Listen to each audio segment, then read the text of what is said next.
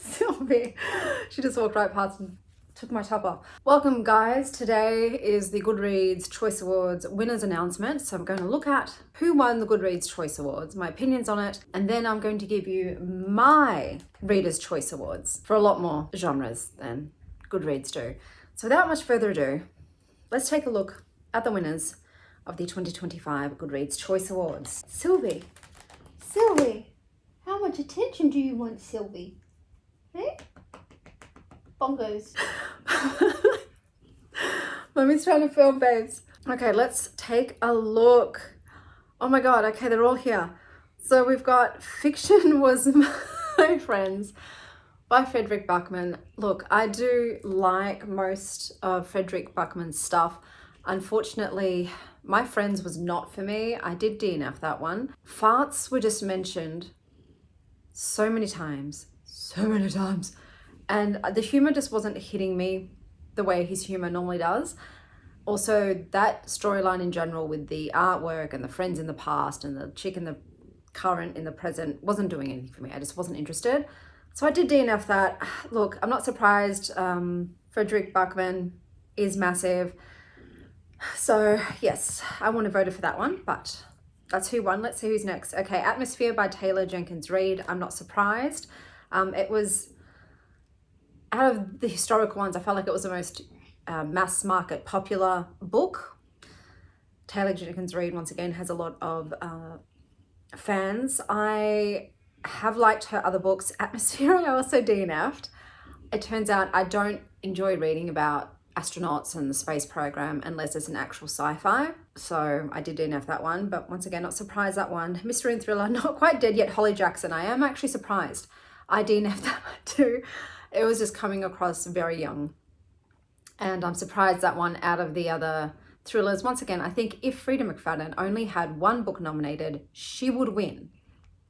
So Goodreads are denying a win by putting multiple books of hers up for nomination. But I'm surprised that was the winner out of all of the thriller options, because it's not her other series, which is really popular, and I would have understood. It's a new book.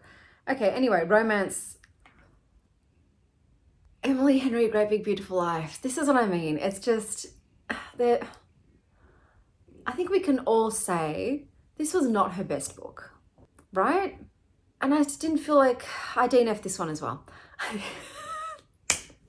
It's like Goodreads Choice Award is putting all my DNFs on display. I don't think this one deserved to win in terms of the story itself. This was about two writers vying for the opportunity to write a woman's story. It was a poor man's version of The Seven Husbands of Evelyn Hugo. But like I said, the romance, I wasn't feeling it.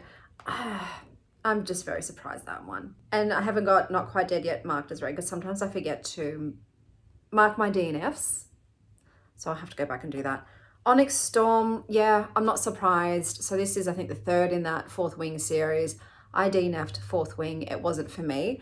But I'm not surprised this one because that is just a massive series that went insane in the membrane with popularity. People absolutely devoured that. And I think, though, to give credit where credit's due, I think it was a great book to get people into fantasy that had otherwise previously not been interested in fantasy. It was a really good stepping stone for me as a, I would say, well-seasoned fantasy reader, because I've been reading it since I was a child.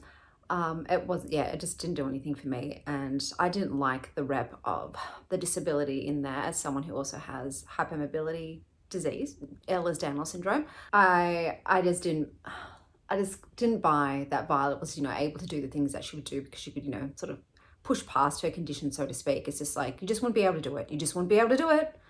There is a limit. It's not about like exercising more and eating well, whatever. It's like, no, there's a limit to what your body can do. And I don't think your body could do that if this is what you've got. So I was just getting annoyed with the way her disability was represented in that as well. Okay, then we've got fantasy, Bury Our Bones in the Midnight Soil by V. Schwab. I DNF'd that as well. Once again, I don't think it's an unpopular opinion to state that this wasn't V. Schwab's best book. For me, this didn't work because some of the POVs I just had zero interest in. And also it was touted as toxic lesbian vampires. And yes, it was that. But The toxic relationships soured me. I was like, I don't want to read this. I am surprised at one. Out of all the options, because two, I just don't feel like it's as fantastical as some of the other fantasy stories.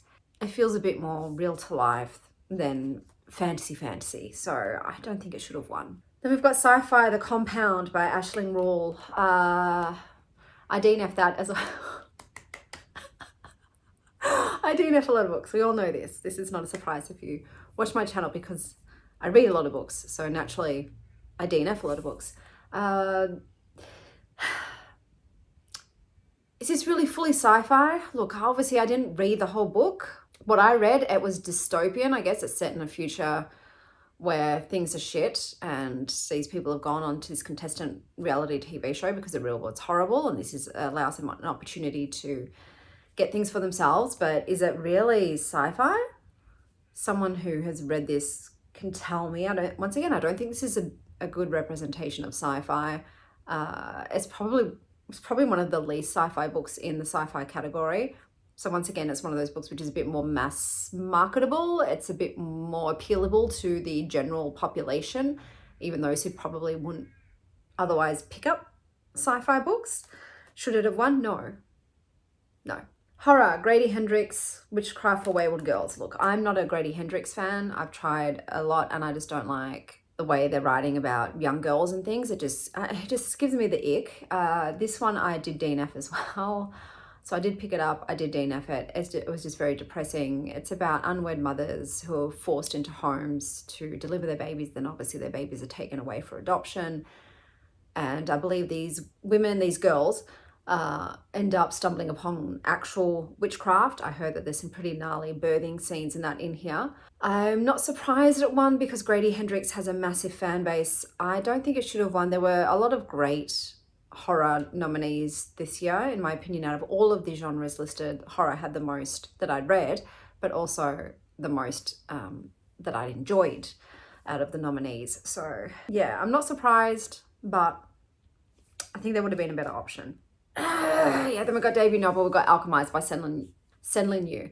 I DNF this too. I cannot ever get behind a romantic couple where the MMC repeatedly grapes the FMC in the beginning of their relationship. No. And I know this is originally based on Draco and Hermione fanfiction Manacled. I obviously DNF that as well because yeah, I'm not going to stand grape as romance ever. And this book was a bit trauma porny in my opinion, way too long. This is a fan base thing. It has a massive fan base. But once again, I don't think it should have won in terms of quality. I'm aware, this is not based on quality. It's based on popularity. It's based on how many people have read it, how many fans the authors have. But anyway, moving on, audiobook Onyx Storm by Rebecca Yarros. I hope this was a good production. That's what I hope, and it's not just based on the most popular, because I did notice a lot of the audiobooks didn't have good production. They had only one audio narrator, and the narrator wasn't even that great. For me, the books that should be in this category are ones that have multiple narrators, that have a full cast, that have sound effects, that have music. Like, it's a whole production. It's an immersive audio experience. Those are the books that should be nominated for me. This is what I think should happen with the Goodreads. Before I go on, it feels like they are literally just looking at the data. They're taking the top 20 shelved over 3.5 star rated books and just dumping them on here.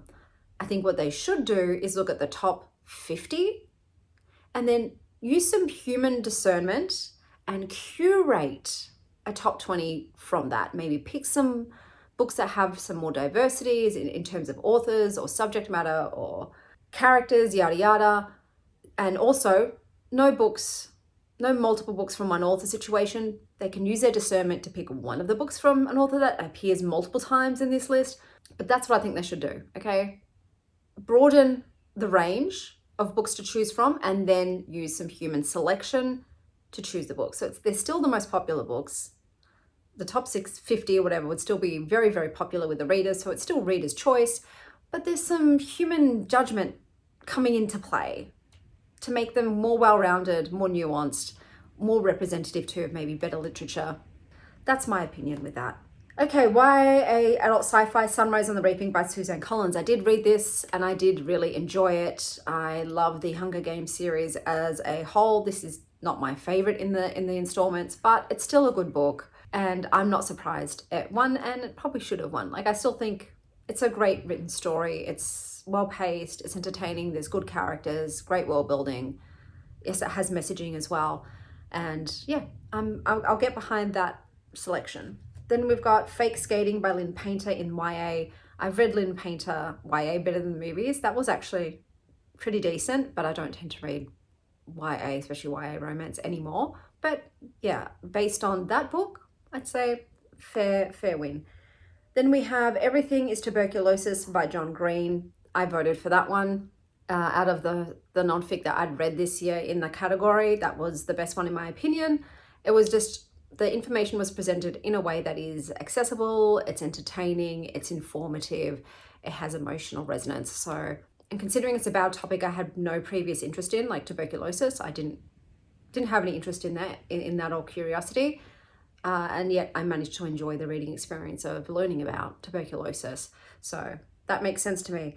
And then there's the memoir, The House of My Mother by Sherry Frankie. I don't know what this is. I think this might be about a woman whose mother had her on social media. So like one of the children that is put on social media. So I don't know about that. I am against putting your children on social media while they're children without their consent. And I don't feel like a kid can really consent until they're, I'd say, probably at least 10 years old.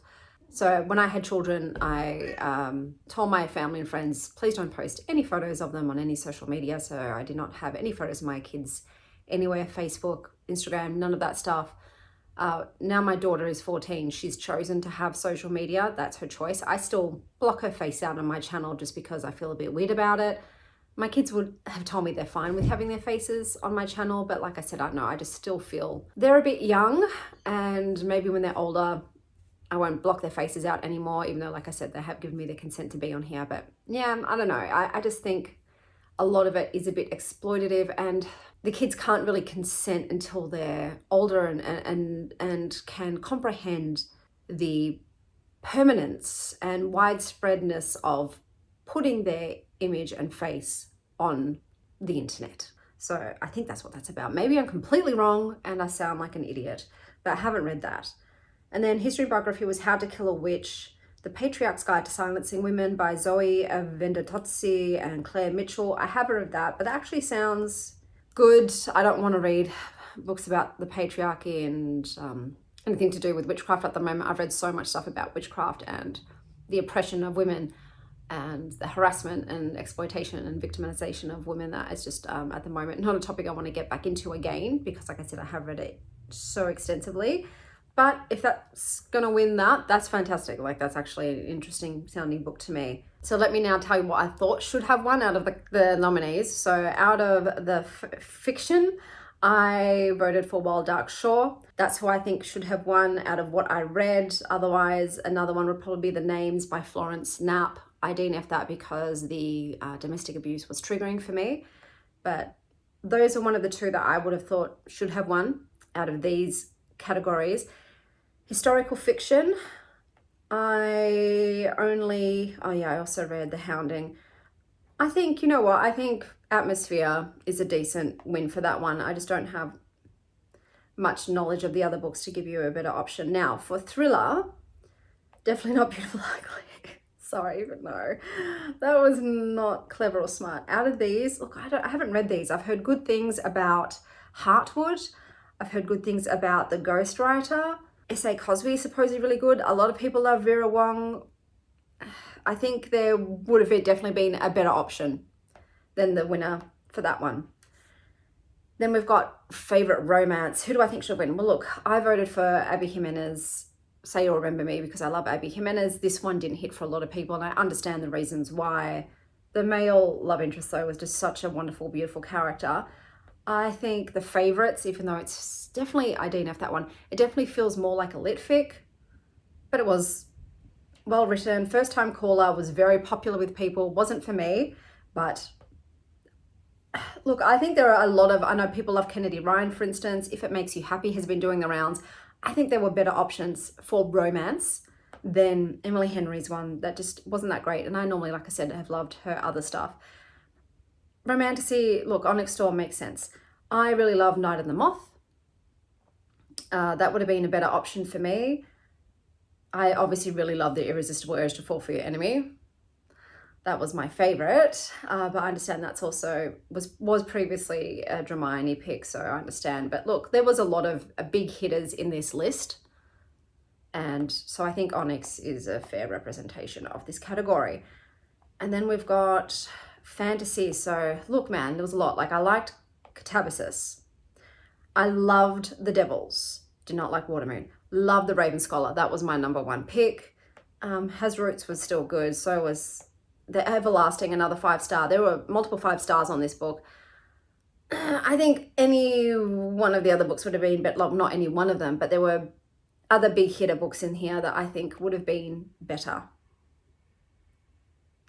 than Bury Our Bones in the Midnight Soil. So I'm surprised Sando didn't win.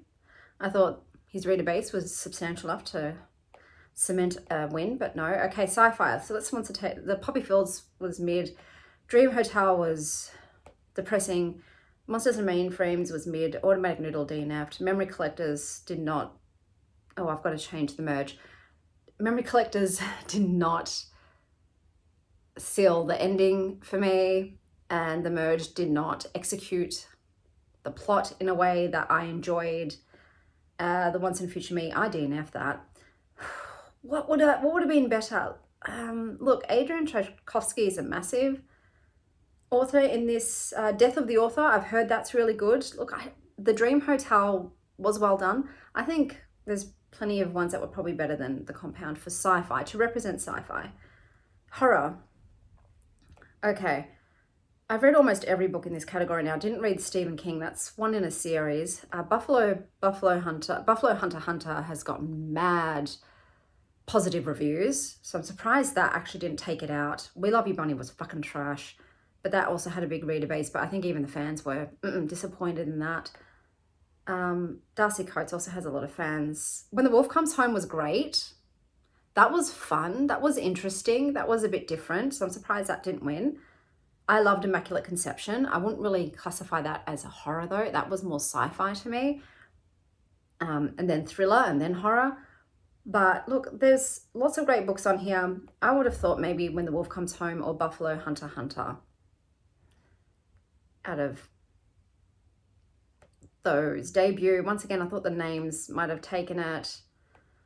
I've read Aftertaste. I've got to change. Yeah, I haven't logged all my DNFs. That was a DNF.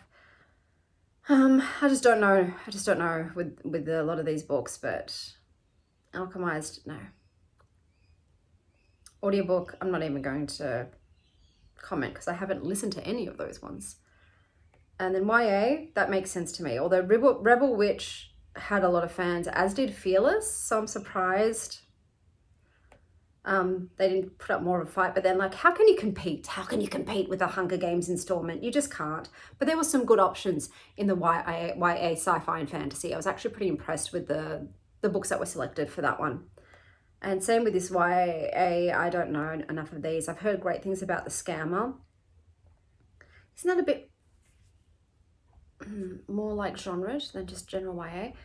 And then, yeah, nonfic. Serviceberry was also great. Age of Sexism, I DNF'd. And that was the only other 2 that I read. So I've heard great things about One Day Everyone will have always been against this, and as well as Enshitification.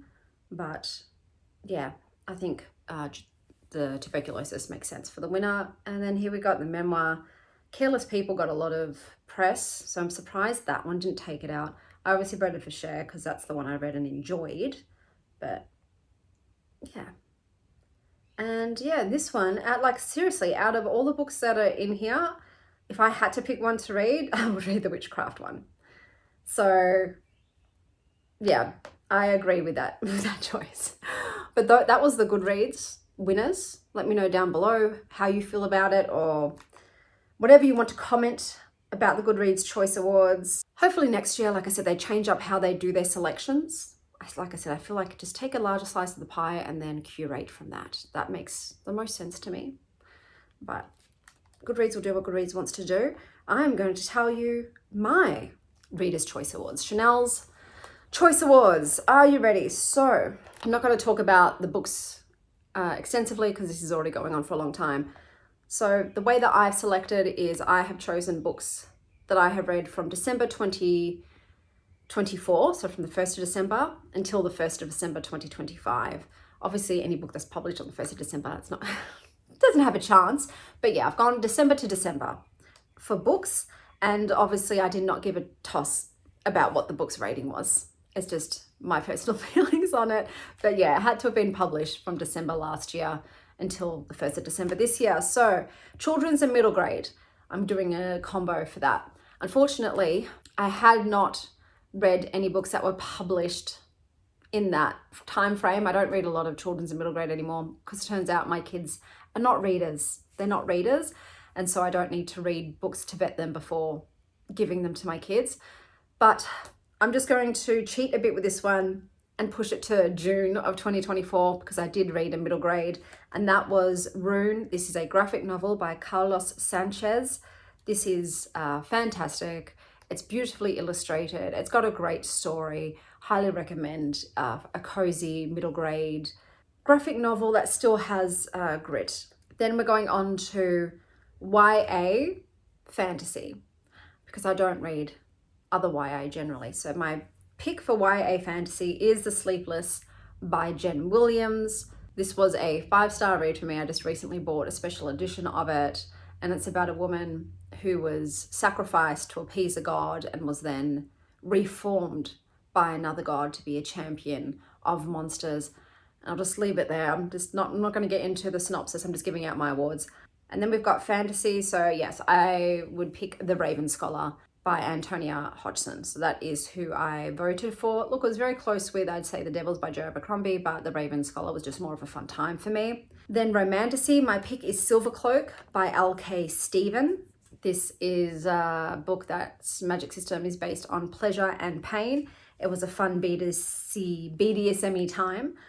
My pick for sci-fi is Entity by Meg Smitherman.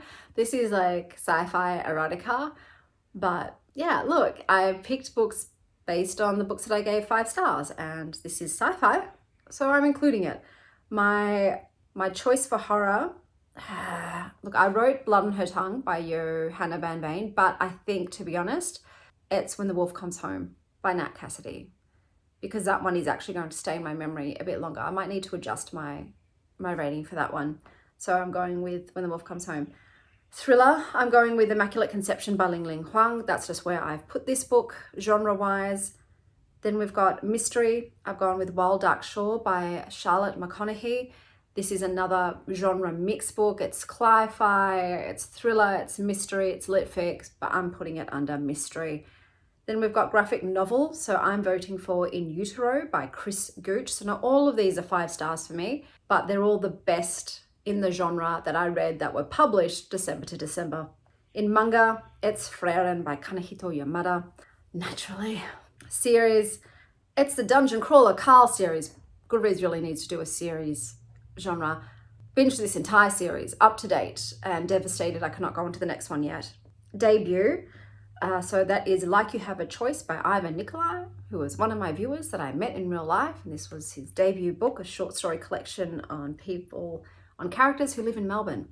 Novella, The Fall Risk by Abby Jimenez. I feel like novellas should have their own category. Historical, Upon a Starlit Tide by Cal Woods. This is a historical fantasy, kind of Little Mermaid retelling. Then we've got fiction, The Burrow by Melanie Chang. This is about Australian family dealing with grief and a bunny rabbit. Non-fiction, The Lost Book of Spells by Fiona Horn. So it was just a bit of a catch-all for newbie witches, but it was formatted really beautifully. We've then got weird, because I had to have a category for weird books, and that would be Welcome to the Deep Estate by Kevin Kane, which I found on NetGalley, and is just a wacky fun time. Poetry, to be honest, there weren't any stellar poetry collections that were published this year that I read.